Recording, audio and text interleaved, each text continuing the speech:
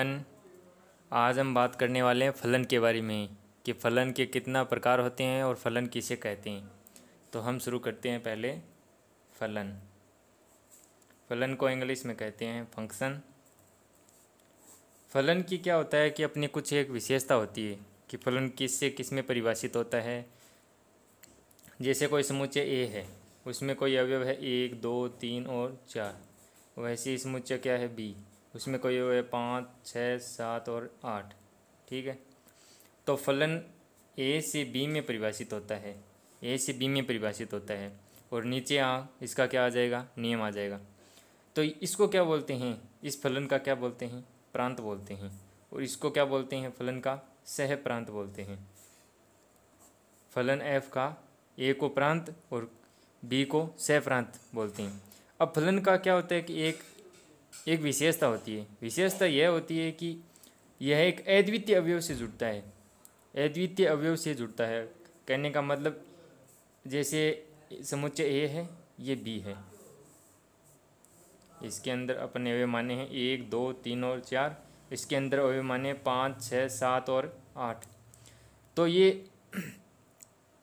तो इस जो अवयव जो प्रांत है, जो ए प्रांत लिया है हमने फलन एफ का, तो फलन की परिभाषा के अनुसार यह होता है कि जो प्रांत का प्रत्येक अवयव है ना, वो जुड़ना चाहिए सह प्रांत के अवयवों से। प्रांत का प्रत्येक अवयव जुड़ना चाहिए सह प्रांत के अवयवों से। ठीक है, ये बात अपने को याद रखनी है। अगर हम अपन बात करें कि ये ऐसे बोल देंगे अपन, जैसे ये ए है, ये बी है और इसके अंदर 1, 2, 3, 4, 5, 6, तो ये जोड़ दें तो ये फंक्शन नहीं होगा, क्योंकि इसमें ए जो प्रांत है उस प्रांत में क्या बच गया, एक अवयव बच गया है जुड़े बिना।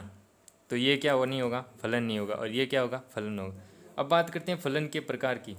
फलन के प्रकार, type of function, type of functions. ठीक है, फंक्शन के कितने प्रकार माने जाते हैं, 2 प्रकार। कौन से? एक होता है एक एकी, एक होता है एक एकी, एक होता है बहु एकी। ठीक है, एक एकी को हम बोलते हैं 1, 1 और बहु एकी को बोलते हैं मैनी 1। अब एक एकी के अंदर क्या होता है, जैसे हमने फंक्शन ए से बी में परिभाषित किया है, इसी को ले लेते हैं।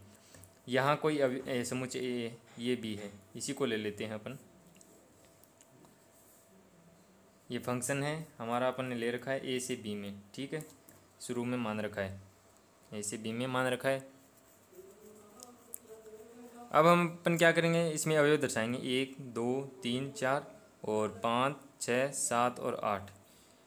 अगर प्रत्येक अवयव केवल अपना एक ही प्रतिबिंब रखता है, ये जो प्रांत है, प्रांत का जो प्रत्येक अवयव है वो सह प्रांत में क्या रखता है, अपना केवल एक ही प्रतिबिंब रखता है प्रत्येक अवयव, तो उसको क्या कहते हैं, एक एकी फलन कहते हैं। ठीक है, अगर इसी की बात करें अगर बहु एकी में, तो ये फंक्शन हो गया अपना ए, ये फंक्शन हो गया बी। इसके अंदर है अपन ने 4 दर्शा रखे हैं, इसके अंदर भी 4 हैं।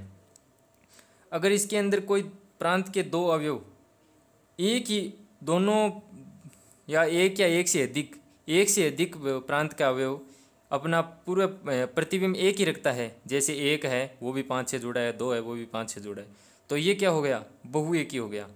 तो ये क्या हो गया, बहु एकी हो गया। ठीक है, अब अपन बात करने वाले हैं, इसी के अंदर आगे चलता है फलन। इसी के अंदर आगे 2 फलन डिफाइन और होते हैं।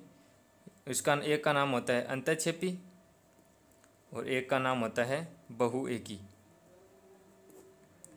नहीं, बहु एकी नहीं होता, आच्छादक होता है, आच्छादक। अंतःक्षेपी को बोलते हैं इनटू और आच्छादक को बोलते हैं ऑनटू। पहले अपन समझते हैं आच्छादक को। आच्छादक में क्या होता है, जैसे अपन ने जो फलन ले रखा है उसमें ए समुच्चय है और बी समुच्चय है। ये 1, 2, 3, 4, 5, 6, 7 और 8। ठीक है, अब ये जो बी है सह प्रांत है, यह इसके प्रत्येक अवयव अपना एक क्या रखता है, पूर्व प्रतिबिंब रखता है। पूर्व प्रतिबिंब का मतलब है प्रत्येक अवयव है वो जुड़ा हुआ होना चाहिए प्रांत के अवयवों से, तो ये तब क्या होगा, आच्छादक फलन होगा। अगर हम इसी की बात करें अंतःक्षेपी के अंदर क्या होता है कि इसमें कोई अवयव रह जाता है। जैसे अपन समुच्चय बना लेते हैं 5, 6, 7 और 8। इसके अंदर क्या होगा कि कोई बी जो सह प्रांत है उसमें से कोई ना कोई अवयव ऐसा रह जाएगा जो पूर्व प्रतिबिंब नहीं बनाता। जैसे ये है तो इसमें क्या रह गया, 6 रह गया। 6 का क्या नहीं है, पूर्व प्रतिबिंब नहीं है, तो ये क्या होगा, अंतःक्षेपी होगा। अब अगर बात करें कि जो फलन एक एक ही होने के साथ साथ अंतःक्षेपी हो जाएगा उसको हम बोलेंगे एक एक ही अंतःक्षेपी फलन। अगर हम बात करें कि एक एक ही होने के साथ साथ आच्छादक फलन हो जाता है, एक एक ही होने के साथ साथ आच्छादक हो जाता है, तो उसको हम क्या बोलेंगे, एक एक ही आच्छादक बोलेंगे। अगर बहुएकी होने के साथ साथ अंतःक्षेपी हो जाता है तो उसको बोलेंगे बहुएकी अंतःक्षेपी। और बहुएकी होने के साथ साथ आच्छादक हो जाता है तो उसे हम बोलेंगे बहुएकी आच्छादक।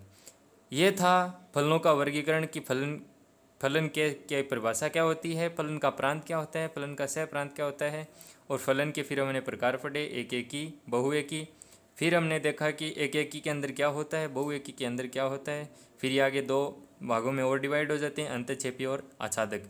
अंतःक्षेपी में ये पूर्व प्रतिबिंब नहीं रखता है कोई ना कोई अवयव, और इसमें प्रत्येक सह प्रांत का प्रत्येक अवयव पूर्व प्रतिबिंब रखता है। यह था फलनों का वर्गीकरण। अगर वीडियो पसंद आए तो लाइक कर देना और हमारे चैनल को सब्सक्राइब ज़रूर कर लेना।